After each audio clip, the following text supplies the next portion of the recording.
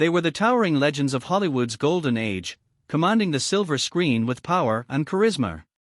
But what audiences never knew was that some of these larger-than-life stars were actually shockingly short. From apple boxes to platform shoes, from shorter co-stars to carefully staged sets, the movie industry built one of its greatest illusions: height. Today, we're looking at 12 golden age actors whose presence was giant, even if their stature wasn't. 1. Alan Ladd, the original tough guy in disguise. Alan Ladd, unforgettable for his piercing gaze in This Gun for Hire and his legendary role in Shane, stood at just about 5 feet 6 inches. Paramount often paired him with Veronica Lake, who was only 4 feet 11 inches, making him appear taller on screen. In westerns like Shane, entire trenches were dug for taller co-stars so Ladd would look imposing. Hidden platforms and camera angles became so common they were nicknamed Ladd boxes. But what truly made him legendary wasn't height, it was his intensity. Ladd's minimal movements, quiet delivery, and expressive eyes gave him a presence that no camera trick could fabricate. 2. James Cagney, the compact powerhouse. James Cagney, explosive star of The Public Enemy and White Heat, stood only 5 feet 5 inches. His studio cast him with actors of similar size and framed him in scenes that emphasized dominance, stairways, tables, and even fights where he always looked in control. Audiences were too busy watching his signature coiled spring energy to notice his real height. Cagney never let his stature hold him back. His fast movements and fiery performances made him feel larger than life. And despite his 5 feet 5 inches frame, movie posters often listed him as a heroic 5 feet 9 inches. 3. Edward G. Robinson, the Little Caesar with a giant presence. Best known for Little Caesar and Double Indemnity, Edward G. Robinson was only 5 feet 5 inches. Yet he became one of cinema's most intimidating gangsters. Robinson's secret wasn't tricks, it was performance power. His commanding voice and piercing stare turned his roles into unforgettable portraits of menace. In Little Caesar, he didn't need to tower physically. His sheer will and delivery made him feel like a giant of crime, proving presence could outweigh inches. 4. Mickey Rooney, Hollywood's biggest little star. Standing at just 5 feet 2 inches, Mickey Rooney was one of the shortest leading men in Hollywood history, yet MGM's biggest box office draw in the 1930s and 40s. His role as Andy Hardy in the Hardy family films turned his small size into an advantage, letting him convincingly play teenagers well into his 20s. Later, paired with Judy Garland in musicals, his energy made him a fan favorite. As Rooney matured, directors used platform shoes, raised sets, and camera tricks to minimize height gaps. But in many films, his humor embraced the difference. In National Velvet and beyond, he proved that charisma could outshine stature. 5. Humphrey Bogart, the not-so-tall, dark stranger. Humphrey Bogart, immortalized in Casablanca and the Maltese Falcon, was listed by Warner Brothers as 5 feet 10 inches, though he was closer to 5 feet 8 inches, and possibly as short as 5 feet 6 inches.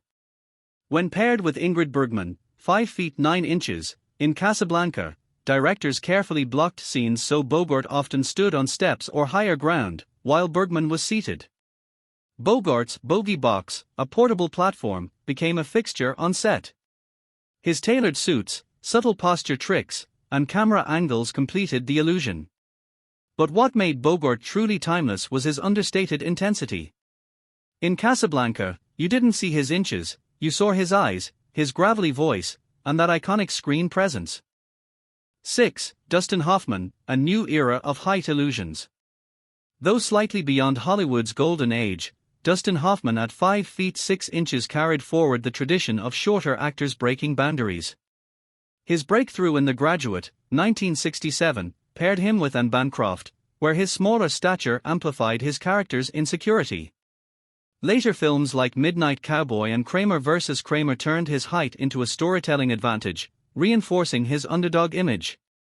Unlike earlier stars, Hoffman didn't hide his stature. Instead, he leaned into it, and by Tootsie, his 5 feet 6 inches frame became an asset in disguise, proving a new generation didn't need to pretend to be taller to be great. 7. Danny Kaye, the height of comedy.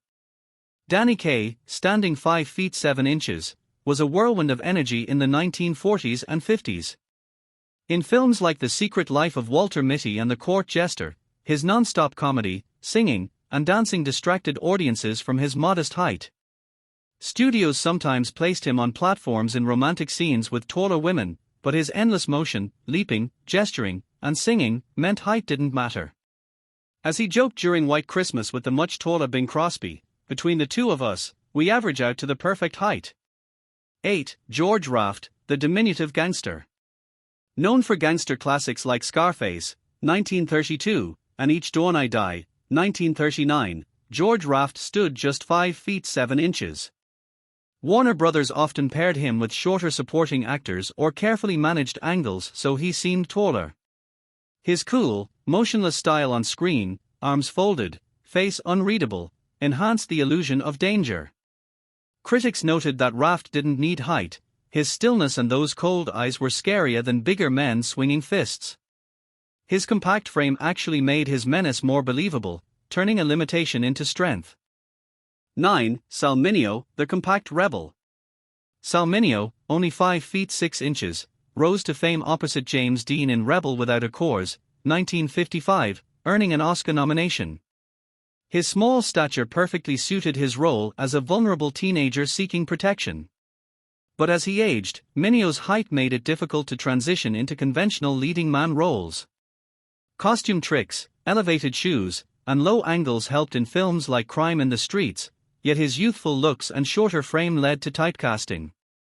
Still, his performances carried deep sensitivity. Directors noted Mineo had more talent in his small frame than actors twice his size. His career is a reminder of how Hollywood's obsession with height unfairly sidelined gifted stars. 10. Sammy Davis Jr., talent larger than life, 15 to 5 p.m. Standing at only 5 feet 3 inches, Sammy Davis Jr. was one of Hollywood's shortest male stars, but also one of its most gifted.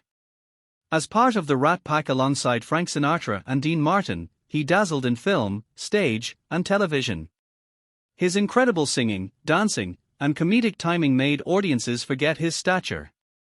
In movies like Porgy and Bess and Sweet Charity, Davis used platform shoes and clever staging, but what truly made him a giant was his energy. He even joked about his height during live shows. "I may be looking up at you physically, but musically, you're looking up at me." 11. Burgess Meredith, the mighty might. Burgess Meredith, just 5 feet 5 inches, became one of the most versatile actors of his era. Classic fans remember him as the Penguin in the Batman TV series and as the fiery boxing trainer Mickey in Rocky, 1976. Unlike leading men who needed height illusions, Meredith embraced his stature when roles required it, especially in Rocky, where his smaller size emphasized the underdog theme. In more authoritative roles, studios used lifts and camera tricks, but what carried him was his booming voice and commanding presence. Critics said, Burgess may have been small, but he never gave a small performance. 12. Frank Sinatra, the voice that transcended height. Frank Sinatra, known as All Blue Eyes, stood around 5 feet 7 inches, yet his charisma made him feel larger than life. While audiences adored him as a singer first, he proved his acting power in From Here to Eternity, 1953, winning an Academy Award, and in musicals like Pal Joey. Studios often paired him with shorter co-stars or gave him elevated shoes, but Sinatra himself rarely seemed insecure. Even when photographed beside taller women like Mia Farrow, his self-confidence turned the contrast into charm. As one director put it, Frank didn't need height. When he walked into a room, he was already the tallest man there. Hollywood's height illusion. From Alan Ladd's famous Trenches to James Cagney's explosive energy, what's most fascinating is how many of these actors turned their size into strength. Mickey Rooney leaned into his boyish look to play youth roles into his 20s. Dustin Hoffman's modest height reinforced his underdog roles in The Graduate and Kramer vs. Kramer. Edward G. Robinson and George Raft proved intimidation wasn't about size, but about presence. And Frank Sinatra, with charisma alone, reminded everyone that star power isn't measured in inches. Each of these 12 stars built unique performance styles around their physical reality. They proved that audiences don't fall in love with a measurement, they fall in love with presence, talent, and personality. These 12 Golden Age actors may have been short in stature, but they stood tall in cinema history. They remind us of something James Cagney once said: "It's not how tall you stand, it's how tall you stand in people's hearts." And for these men, their cultural stature has outlasted any box or camera trick. Because true greatness, as Hollywood proved, can't be measured in inches.